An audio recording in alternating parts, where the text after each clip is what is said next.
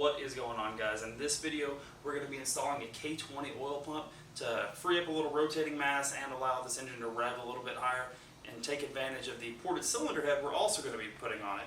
I did all the port work myself, about 30 hours worth of work, to be honest. It's got full SuperTech valve train with oversized intake valves and in-canal exhaust valves. Should really allow this motor to shine up top. I'm going to be joined by a couple of buddies of mine. They'll be here in a few hours or a couple seconds in internet land.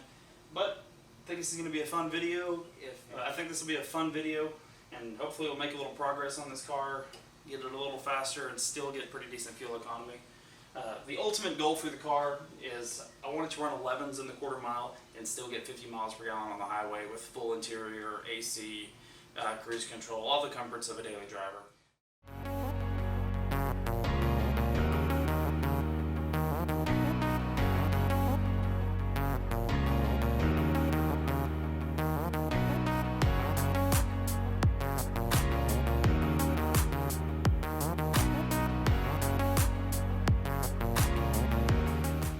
Well, Greg's here now. Went ahead and set the intake manifold up here without disconnecting any of the fuel lines, just because house smelled like fuel for 3 days the last time we worked on it, and I don't like that, and more importantly, the Better 3/4 doesn't like that. Alrighty, timing chain cover is ready to come off. Ignore the dog food bag in a cooler. Buddy's doing an experiment trying to make a super insulated cooler. I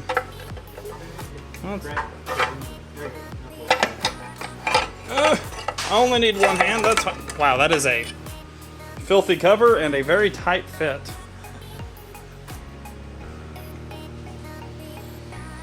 It's clean on the inside, though. Actually, it looks great on the inside. Take the little wagon wheel off. Oh wow, that's actually stupid. Let's go set that over here with the other parts. Ready? There we go. That's sketchy. Especially considering the dinkiness of it. Alright, so we got the timing chain tensioner ready to pull off. Notice that is actually an orange thumbtack. That is what Honda uses to secure timing chain tensioners. You have to put that in before you remove it, otherwise that little piston there will just fully expand and it's a pain in the butt to push back in. So go ahead and pull her off.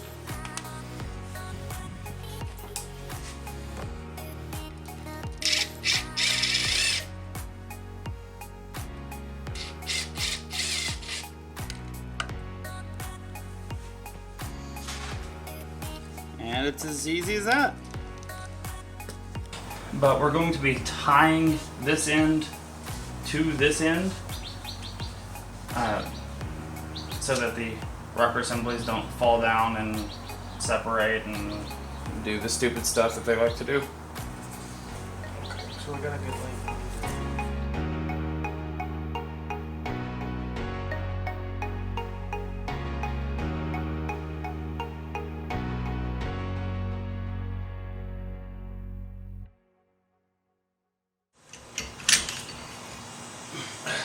Flip it over. Oh, no. I'll hold it like this, take the bolts out. Actually, let's not totally flip it over. That should be fine like that right there. That way you don't transfer oil from one part to another. Heaven, cross-contaminate. yeah, heaven forbid you accidentally get oil on something. You could cross-contaminate it. Show you cross-contamination. That's dirty. I'm actually kind of surprised at how clean the intake runner is. It's a low mileage motor, man. Well, don't look it from the outside. Somebody's treated like shit. I don't know who that would be though. Hey.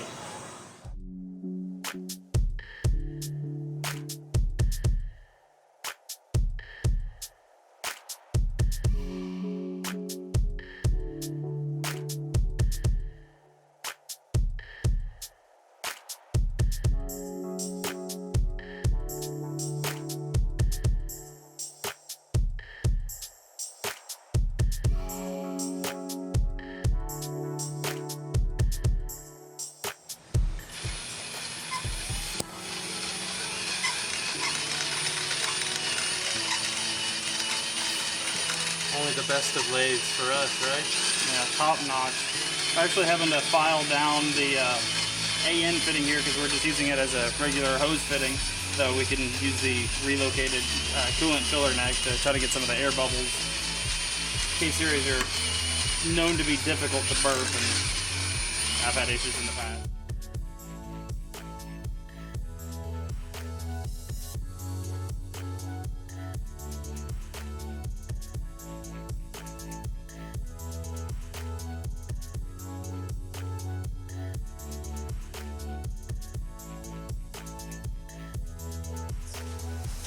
Well, now you know.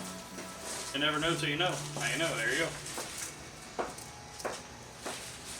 Cosworth. Does it have an up or down? Yeah, it only goes on one way. Now just slam it down until it goes in right. I can't find her. There we go. And there, it sits. Dude, It fits. this part's like It's all right.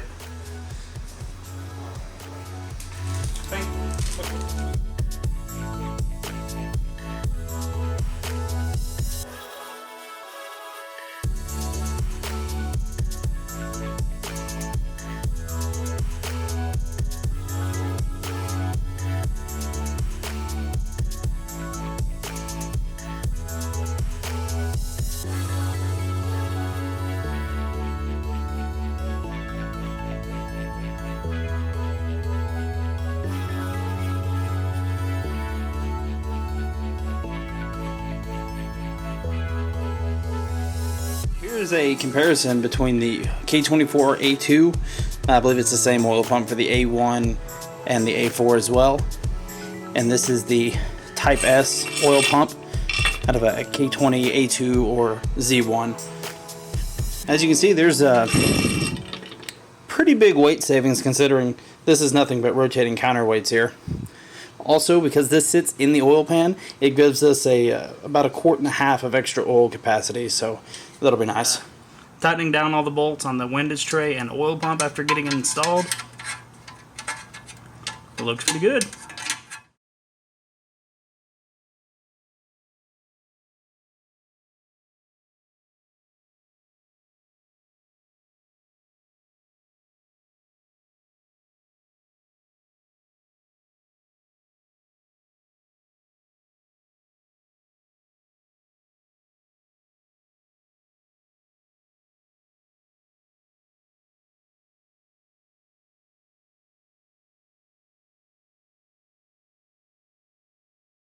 She's up to temperature, so I guess I'm going to do a little bit of a pull for some data logging.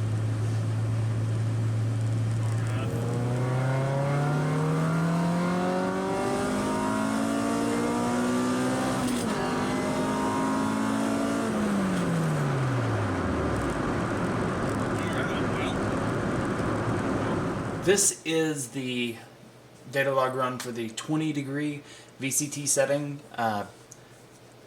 There's some areas of the map that were within reason, pretty close, and there were other areas that were just completely and totally wrong. This is just because I'm using a standard off-the-shelf base map and it's a pretty heavily modified engine. But a little more tuning, we'll keep repeating this process 5 or 6 times till we get everything within 1 or 2%. Then we'll have to throw her on the dyno and adjust timing. I don't own a dyno, but I will be finding one.